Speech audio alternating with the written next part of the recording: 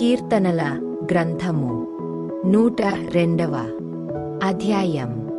యెహోవా, నా ప్రార్థన ఆలకింపుము, నా మొరనియొద్దకు చేరనిమ్ము.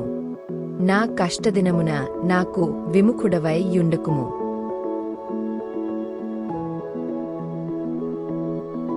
నాకు చెవియొగ్గుము, నేను మొరలిడునాడు, త్వరపడి నాకుత్తరమిమ్ము. పొగ ఎగిరిపోవునట్లుగా నా దినములు తరిగిపోవుచున్నవి. పొయ్యిలోనిది కాలిపోయినట్లు నా ఎముకలు కాలిపోయియున్నవి. ఎండదెబ్బకు వాడిన గడ్డివలే నా హృదయము వాడిపోయియున్నది. భోజనము చేయుటకే నేను మరచిపోవుచున్నాను. నా మూల్గుల శబ్దము వలన నా ఎముకలు నా దేహమునకు అంటుకొనిపోయినవి. నేను అడవిలోని గూడబాతును పోలియున్నాను.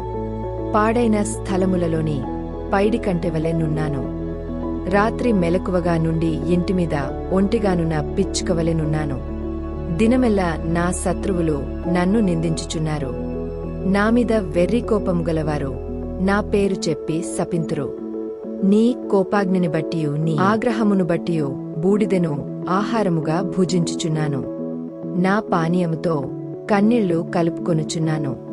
నీవు నన్ను పైకెత్తి పారవేసియున్నావు. నా దినములు సాగిపోయిన నీడను పోలియున్నవి. గడ్డివలే నేను వాడియున్నాను. యెహోవా, నీవు నిత్యము సింహాసనాసీనుడవు. నీనామస్మరణ తరతరములుండును. నీవు లేచి సియోనును కరుణించెదవు. దానిమీద దయచుపుటకు కాలము వచ్చెను, నిర్ణయకాలమే వచ్చెను. దాని రాళ్ళు నీ సేవకులకు ప్రియములు. వారు దాని మంటిని కనికరించుదురు. అప్పుడు అన్యజనులు యెహోవా నామమునకును భూరాజులందరూ నీ మహిమకును భయపడెదరు. ఏలేనగా యెహోవా సియోనును కట్టియున్నాడు. ఆయన తన మహిమతో ప్రత్యక్షమాయెను. ఆయన దిక్కులేని దరిద్రుల ప్రార్థన నిరాకరింపక వారి ప్రార్థన వైపు తిరిగియున్నాడు. యెహోవాను సేవించుటకే జనములును రాజ్యములును కూర్చబడునప్పుడు మనుష్యులు సియోనులో యెహోవా నామఘనతను, యెరూషలేములో ఆయన స్తోత్రమును ప్రకటించునట్లు, చెరసాలలో ఉన్నవారి మూల్గులను వినుటకును, చావునకు విధింపబడినవారిని విడిపించుటకును, ఆయన తన ఉన్నతమైన పరిశుద్ధాలయము నుండి వంగి చూచెననియో, ఆకాశము నుండి భూమిని దృష్టించెననియో,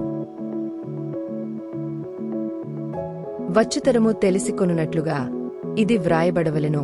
సృజింపబడబోవు జనము యెహోవాను స్తుతించును.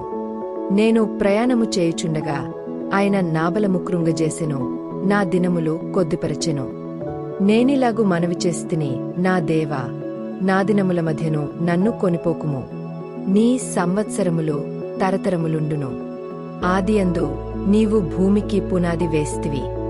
ఆకాశములు కూడా నీ చేతిపనులే. అవి నశించునుగాని నీవు నిలచియుందువు.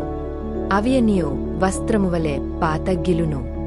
ఒకడు అంగవస్త్రమును తీసివేసినట్లు నీవు వాటిని తీసివేయుదువు, అవి మార్చబడును. నీవు ఏకరీతిగా నుండువాడవు. నీ సంవత్సరములకు అంతము లేదు. నీ సేవకుల కుమారులు నిలిచియుందురు. వారి సంతానము నీ సన్నిధిని స్థిరపరచబడును.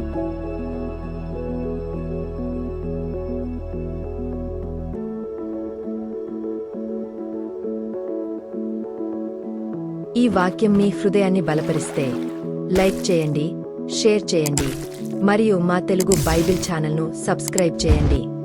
మీ ప్రార్థన అభ్యర్థనను మాతో పంచుకోండి.